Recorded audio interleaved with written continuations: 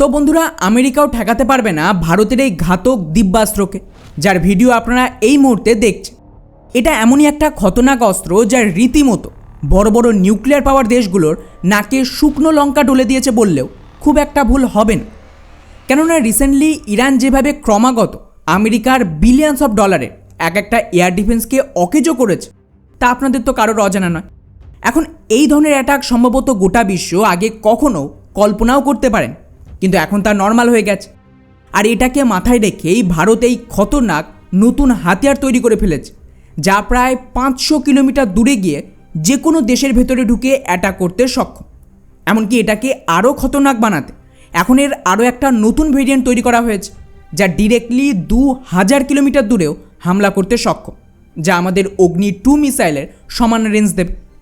অর্থাৎ সহজ ভাষায় পাকিস্তানের মোটামুটি মেজরিটি সমস্ত এয়ার ডিফেন্স, রাডার সিস্টেম, এমনকি এয়ারবেস পর্যন্ত সমস্তটাই ধ্বংস করা সম্ভব ভারতের এই হাতিয়ার দিয়ে, বিনা কোনো যুদ্ধজাহাজ আর মিসাইল ব্যবহার করে। তা আবার একটা মিসাইলের চেয়ে 10 গুণ কম খরচ, যার নাম দেওয়া হয়েছে দিব্যাস্ত্র। ফলে স্বাভাবিকভাবেই প্রশ্ন ওঠাটা স্বাভাবিক যে ভারতের এই নতুন দিব্যাস্ত্র ঠিক কতটা শক্তিশালী হবে।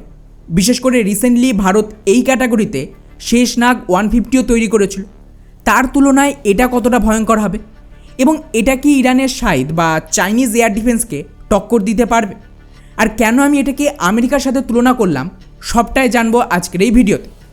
তো বন্ধুরা, এই মুহূর্তে আপনারা জানেন উত্তরপ্রদেশে একটা স্পেশাল ডিফেন্স করিডোর তৈরি করা হয়েছে, যার উদ্দেশ্য হলো এটাকে ভারতের স্বদেশি হাতিয়ার তৈরির একটা হাব বানানো।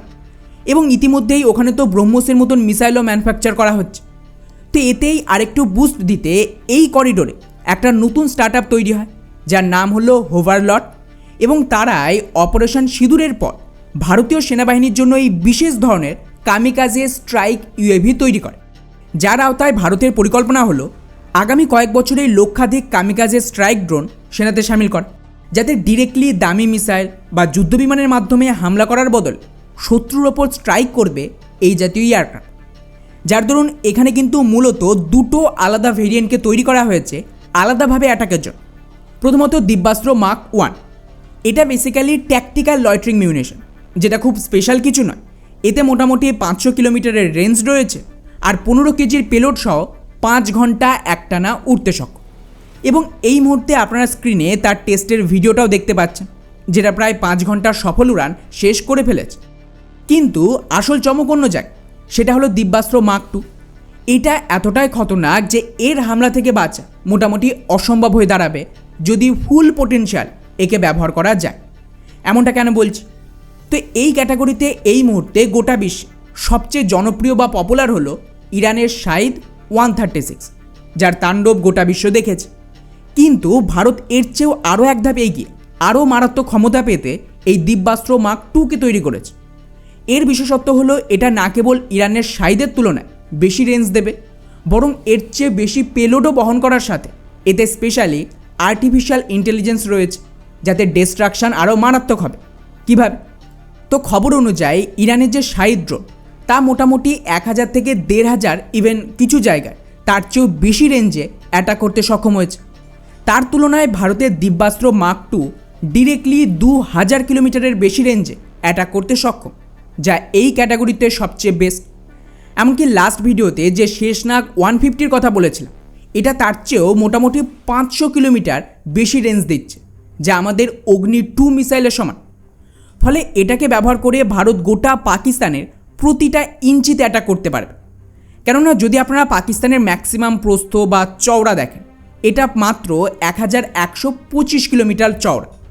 অর্থাৎ ভারতের এই দিব্যাস্ত্র পাকিস্তান পেরিয়ে আফগানিস্তান ও ইরানের দিকেও অ্যাটাক করতে সক্ষম। যদিও ওদিকে অ্যাকচুয়ালি অ্যাটাক হবে না, কিন্তু আপনাদের বোঝানোর জন্য এই উদাহরণটা দিলাম। সেম কিন্তু চীনের ক্ষেত্রে ওদের ম্যাক্সিমাম এয়ার ডিফেন্স এবং এয়ারবেস যা তিব্বতে রয়েছে, তাও ভারতীয় সীমান্ত থেকে প্রায় 2000 কিলোমিটারের মধ্যে। ফলে এর রেঞ্জ মোর দ্যান ইনাফ। কিন্তু শুধু রেঞ্জ হলেই তো হবে না, এটা হামলার পর কতটা ধ্বংস চালাতে পারবে সেটাই তো মূল। তো এক্ষেত্রে ইরানের শাহিদ ড্রোন মোটামুটি 40 থেকে 50 কেজির পেলোড বহন করতে পারে, এবং এর যে রাশিয়ান ভার্সন রয়েছে জেরান 2, তাতে আরেকটু বেশি প্রায় 90 কেজির মতন পেলোড বহন করা সম্ভব। কিন্তু এমনটা করলে এর রেঞ্জ অনেকটা কমে যাবে। সেই তুলনায় ভারতের দিব্যাস্ত্রের কথা শুনলে আপনারা তো চমকে যাবেন। এতে প্রায় শাহিদের তুলনায় দ্বিগুণ পেলোড বহন করা সম্ভব, যা প্রায় 100 কেজি পর্যন্ত হতে পারে।